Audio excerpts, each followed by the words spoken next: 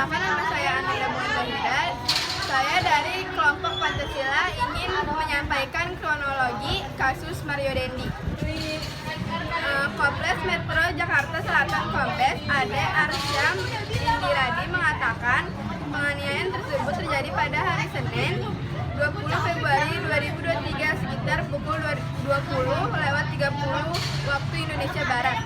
Di Pesanggarahan, Jakarta Selatan, dia menyatakan awalnya korban dihubungi oleh mantan pacarnya. Awalnya saksi A menghubungi D dengan alasan ingin mengambilkan kartu pelajar ujarnya. D kemudian menjawab dan mengabarkan sedang berada di rumah temannya berinisial R di kompleks Grand Permata Ulu Jami, Pesanggarahan, Jakarta Selatan.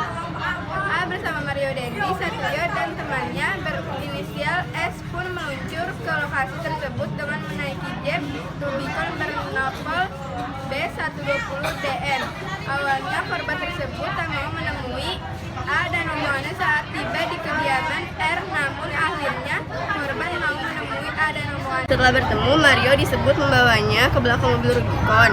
Mereka pun terlibat perdebatan hingga Mario menendang dan memukul korban yang kemudian terjatuh dan tak sadarkan diri.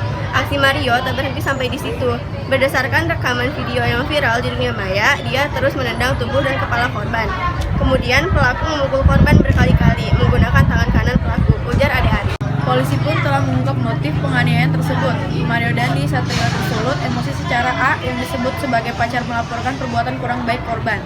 Berawal adanya info dari saudari A kepada MD bahwa ada yang memperlakukan kurang baik terhadap A, teman MD, ungkap Kombes Ade Ari. Sementara itu, Kompol Hendrikus Yosi mengatakan pemeriksaan dilakukan untuk memperjelas percakapan antara A dan Mario Dendi Satrio. Hendrikus menyebut A saat ini sedang diperiksa di Mapolres Metro Jakarta Selatan. Selain A, teman Mario lainnya yang ikut mendatangi korban juga diperiksa.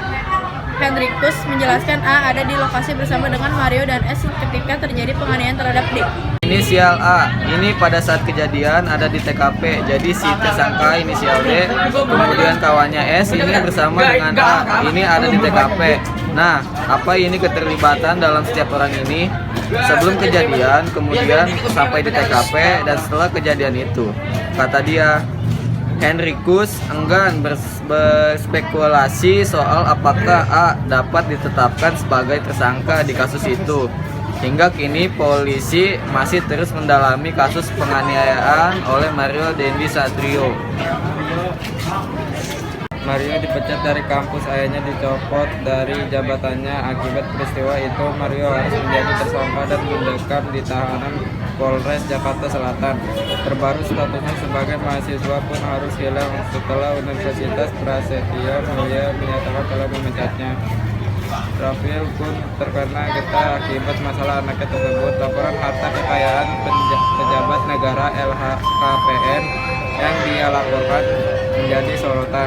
Kekayaan serta 56 miliar yang dia miliki dinilai tak wajar. Pusat Pelaporan Transaksi Keuangan PPATK lantas menyatakan telah menemukan aliran dana tak wajar dalam rekening Rafael.